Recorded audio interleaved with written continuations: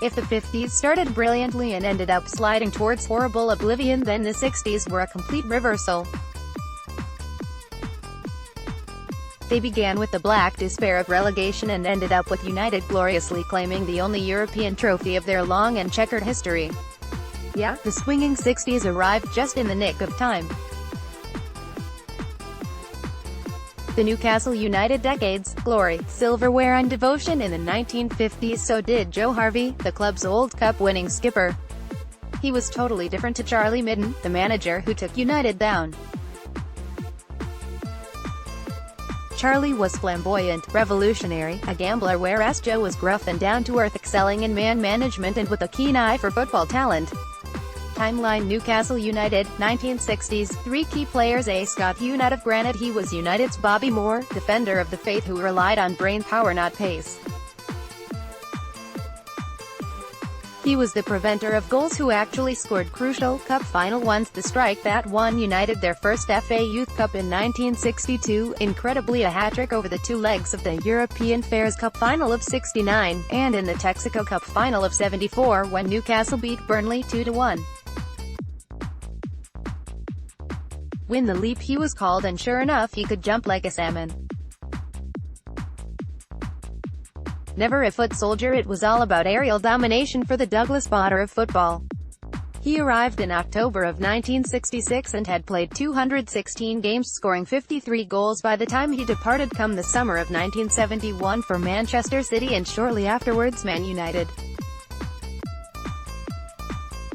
Not a prolific goal-scorer in the mold of other number 9s like were Jackie, Supermac, and Alan Shearer, but his team contribution, especially in Europe, cannot be underestimated.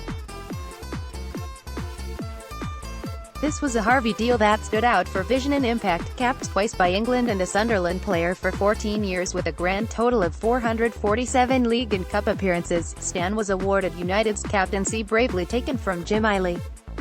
For a Mackem to be so welcomed by players and supporters and making such an impact was truly outstanding. Pop Robson had queued for Anderson's autograph outside Roker Park as a kid and now was playing alongside him.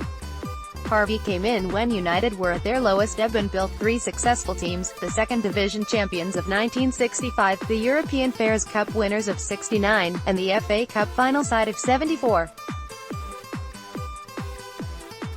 That's quite a feat, and he remains United's last manager to win a trophy of substance, which is why it was with great pleasure and pride I took the mic as Fairs Club president at the unveiling of the plaque in his honor on the Gallowgate end of St. James Park a little while back. Joe had earned his place in Geordie history, which had to be recognized. Harvey first fashioned promotion back to the first division around a half-back line of Stan Anderson, John McGrath, and Jim Eiley. Timeline: Newcastle United, 1960s, the manager's a true dandy who wasn't fine and dandy when he took Newcastle down. Championed by William McKeag, Charlie was caught in the bitter confrontation between McKeag and Stan Seymour. Long-term trainer and short-term manager. Norman was Stan Seymour's gopher during the FA Cup years, who stood in when Charlie was no longer United's darling. He managed to win only a dozen of his 35 matches in charge, residing in the hottest of seats for less than a year from 1961. The last of United's trophy-winning managers, which was a tribute in itself. Harvey's roll of honor was indeed majestic.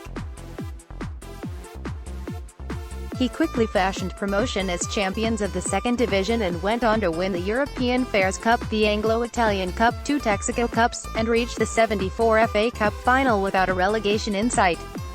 His reign lasted from 1961 until the end of the 1975-76 season. This was a side built from the back rather than round expansive forwards. The first 6 names on the team sheet were virtually unchanged game after game. Gordon Marshall, Frank Clark, and McGrath played in all 42 matches, Anderson appeared 41 times, David Craig 40, and Eiley 38. From United's first ever European tie home to Feyenoord in the September of '68 to the final against Huge Festosa in Budapest deep into June the following year, the Fairs Cup was a magical mystery tour for players and fans alike. No one knew what to expect and therefore there was no fear, only excitement and application. Led by Bob Moncur, a player cast in the mold of his manager Joe Harvey, United stormed the continent. Timeline: Newcastle United, 1960s, 3 key games. It was Good Friday and it certainly turned out that way. The ground was packed with 59,960 folk when Bolton came to town with the likes of Franny Lee and an athletic-looking centre-forward Wyn Davies in their ranks. Big Wyn rattled the woodwork twice with towering headers before John McGrath literally cut him down, but the Welshman had done enough to set up a Joe Harvey raid for his signature. Willie Penman and Jim Eiley, goals, 1 in each half, secured the 2 points required. Stan Anderson led the victorious United players into the director's box, from where they peeled off their black and white shirts and threw them into a delirious crowd. Feyenoord were former European Cup semi-finalists who the very next season, 1969-70, won Europe's premier trophy, beating Celtic in the San Siro. That's how good they were, but United thrashed them 4-0 here. The match will forever be remembered as the occasion a young man Jeff Allen spectacularly exploded upon the Magpie scene before tragically crashing back to earth, his career ruined by crippling injury. United were ahead after 7 breathless minutes when Jim Scott netted the club's first ever Euro goal, supplied of course by Allen. Pop Robson got the second, a bemused Marinas Israel put through his own goal for the third, and Wyn Davies nicked the fourth. Tie over. The Mags actually began their Euro experience without Bob Moncur, their eventual hat-trick hero, because he was still recovering from a cartilage operation. Huge Pestosa were rated the finest team in Europe, not just the Fairs Cup. Unlike now, Hungary were a power base in those far-off days, and Huge Pest were their cream. Yet United downed them by a whopping 6-2 on aggregate, 0.3-0 at home first leg and 3-2 in Budapest. However, we found out how good the Magyars were in the first 45 minutes on the banks of the Danube. But for Willie McFall, the tie could have been beyond United's grasp. As it was, they were 2 down by the halftime whistle thankfully sounded. Enter Harvey and Moncur, the men of the moment. Joe's blunt but stirring speech saw Moncur net the goal United's manager demanded within a minute of the restart. Huge Pest burst like a balloon, with Ben Ardoft and sub Alan Fogan completing a remarkable comeback. The good and the great had no idea how to play a beanpole of a centre-forward Wyn Davies who hung in the air when other mortals were on their way down.